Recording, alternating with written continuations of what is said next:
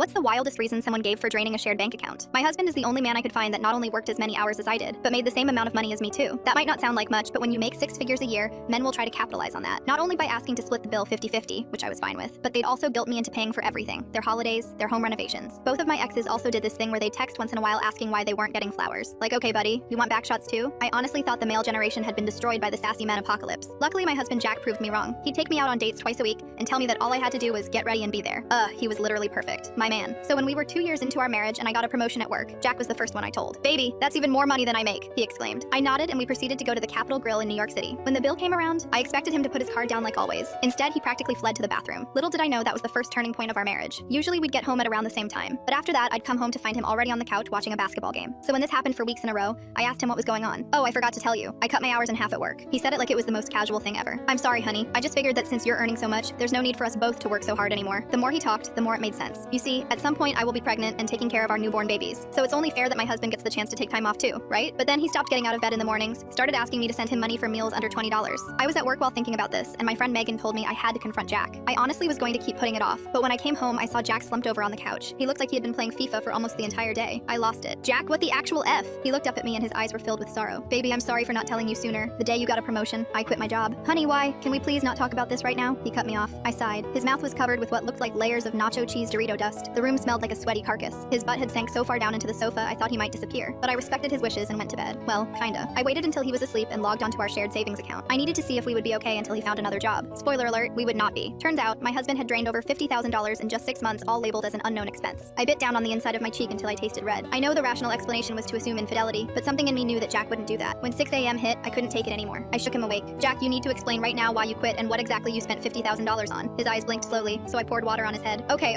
I'm sorry. My plan to stay calm was immediately thrown out the window. I've been taking care of her and she wanted me to send her money too. Who's her? Anger filled my eyes. Suddenly the volume of his voice lowered and he turned super quiet before saying, my mother. What the F? His mother had died when he was a child. He never even spoke about her. She's still alive, honey. I'm sorry. I slumped over and buried my head in my hands. Jack didn't say anything, just pulled up the sleeve of his shirt. I instinctively began to trace his scars with my fingers. Honey, these aren't from when I used to climb trees or run around in the park. They're from my mother. I looked up at him and saw tears streaming down his face. Every mark on my body is from my mother. All from when I was a defenseless child. Suddenly it all clicked. Why he flinched at every sound. Why he always apologized for things that weren't his fault. But it didn't explain the money. We hadn't talked since I moved out, but for the last year she's been begging me for financial support. I covered his mouth. I didn't want him to explain anymore. I wanted him to know that I trusted his decision making. I'm sorry, baby. He held me while we both cried into each other's arms. But our moment was interrupted, because that's when Jack got the call. It was his mother. He picked up straight away, and she begged to move in with us, on the grounds that she was going to die soon, and didn't want to spend her last moments alone. I whispered to Jack that it was up to him, and he said yes. But I soon realized why Jack pretended she was dead for so many years. Because after just a week of living with her, our lives had gone from almost perfect to a living hell. The rest of the full story is on my channel and linked below.